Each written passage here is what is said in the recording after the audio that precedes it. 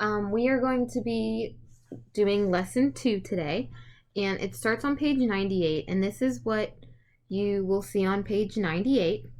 However, you are going to skip this page and move to page 99, and that's where we're going to be starting. So we are going to learn about all the different interactions in the ecosystem, learn about predator-prey, consumer and decomposer, food chains, and food webs, okay? So starting on page 99, interactions in the ecosystem. Follow along with me, highlight as we go along, and answer the questions that I tell you to answer. All right, let's get started. So interactions in the ecosystem. Ecosystems are made up of living and non-living things. The living things in the ecosystem interact with each other in a variety of ways.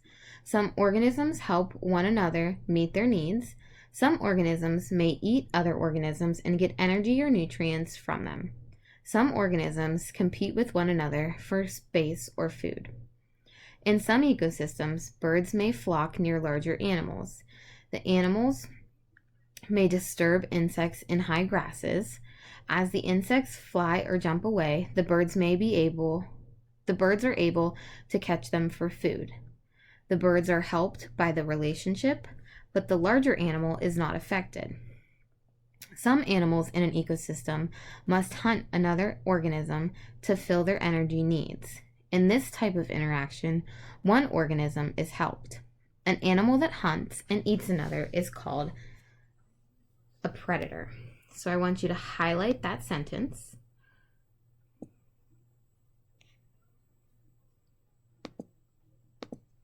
Any animal that is hunted by another for food is called a prey. I want you to highlight that sentence.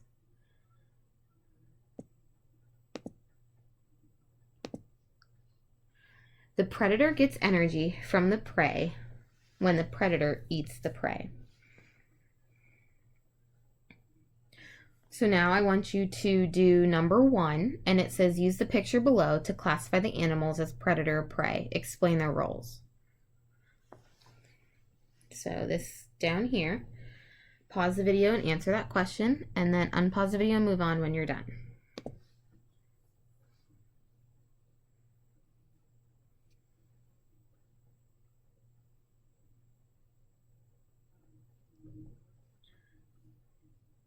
Energy roles in the ecosystem.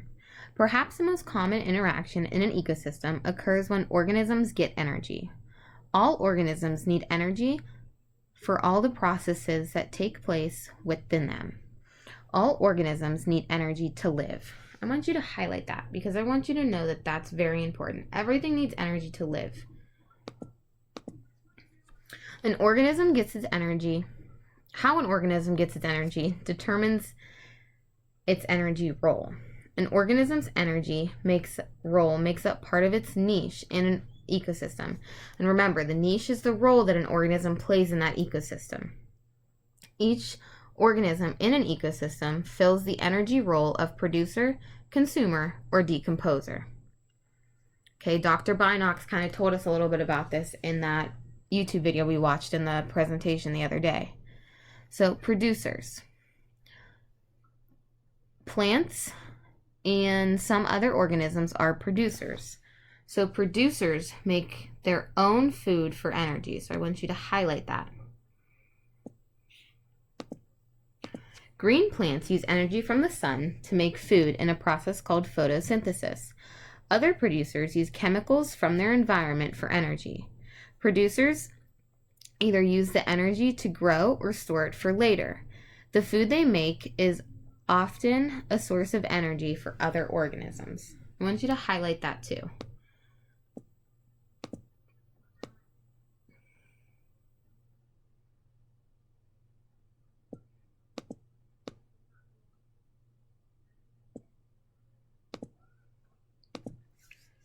Consumers. Many organisms depend on producers to get energy. Consumers are organisms that cannot make their own food. I want you to highlight that. They get energy from producers or other consumers. All animals and some microorganisms are consumers. There are several kinds of consumers. They are classified by what they eat. Herbivores, such as moose, eat only plants. Carnivores eat only animals. One example of a carnivore is a lion. Omnivores eat both plants and animals. Black bears are omnivores. Some carnivores feed on dead animals. These consumers are called scavengers. Vultures and hyenas are two examples of scavengers. All right, we're going to go back in there, and I want you to highlight or underline that herbivores eat only plants, carnivores eat other animals. So those two sentences, either highlight or underline. Omnivores eat both plants and animals. And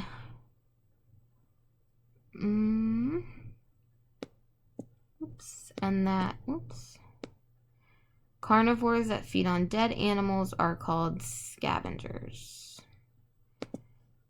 So if you need to, pause the video to highlight that stuff.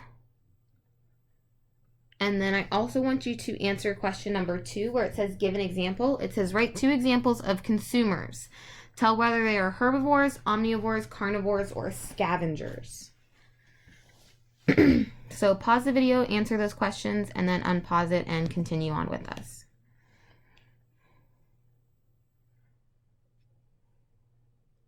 Decomposers. Producers and consumers take in nutrients from the environment as they use energy and grow. Decomposers are organisms that get their energy by breaking down waste and dead organisms. Go ahead and highlight that. During this process, decomposers return material to an ecosystem. In turn, other organisms reuse the materials for their own need. Most decomposers are too small to see without a microscope.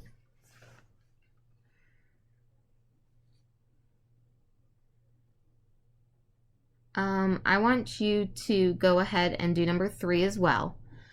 It says to read the caption to the right about the organisms shown. Use the key to label it as a C for consumer, P for producer, D for decomposer. So this caption right here says the plant gets its energy from sunlight. The hummingbird sips nectar from the plant's flower to get its food. The mushroom gets energy from the dead tree. So what is the mushroom, what is the plant, and what is the hummingbird?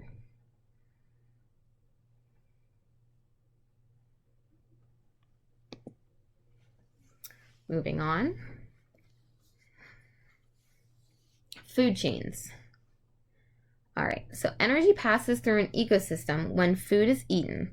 The energy often begins as the sunlight that plant uses to make food. The energy can take many different paths in an ecosystem. This movement of energy through an ecosystem can be shown in a food chain. A food chain is a series of steps by which energy moves from one type of living thing to another. We're going to highlight the definition for food chain. The shortest food chain involves only a plant and a decomposer. Other food chains involve a carnivore or an omnivore too. Arrows on a food chain show the path from which energy moves.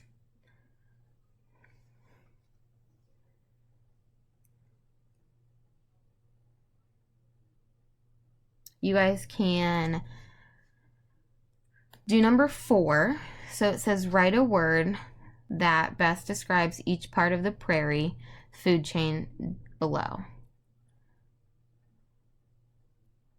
So grass is an example of what? And then the deer eat the grass, so they're what? And then coyotes eat the deer, so they're what? And then you guys can skip number 5.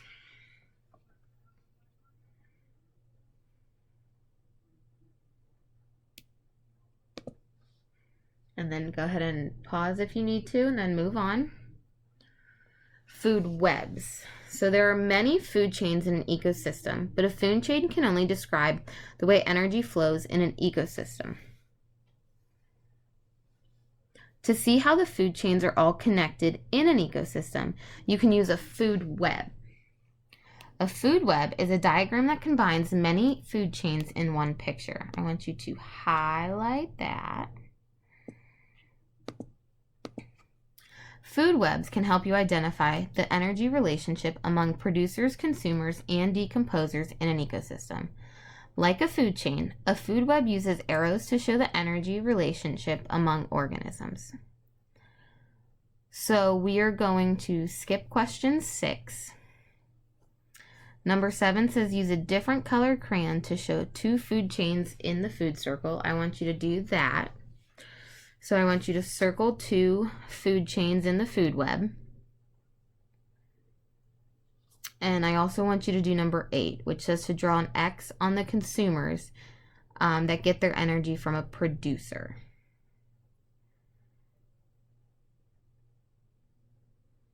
So remember, a producer makes their own food.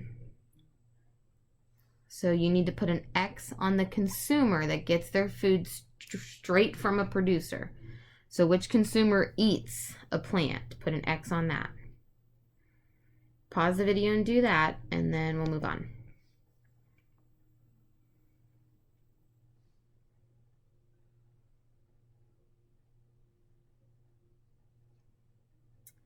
Roles in an ecosystem.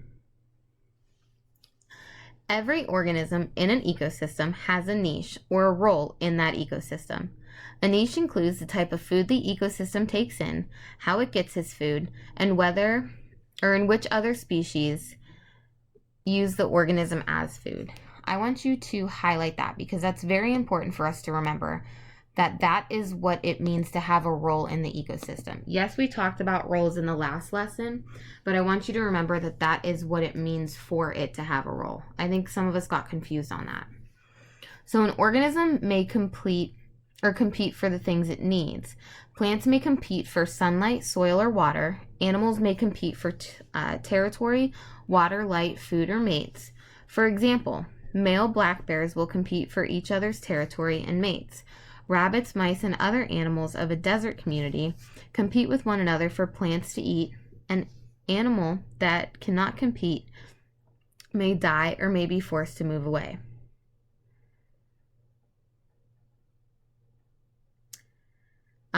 Kudzu is a vine that quickly grows and covers other plants. What is one resource for which it competes with other plants? So what is one resource that it might compete with another plant for? Go ahead and answer that question.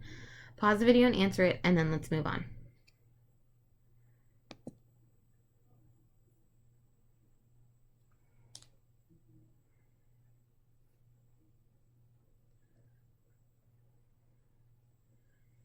Okay, symbiosis. I believe that's how you say it. Symbiosis. Symbiosis. I apologize. A long-term relationship between 2 different organisms is called symbiosis. I want you to highlight that.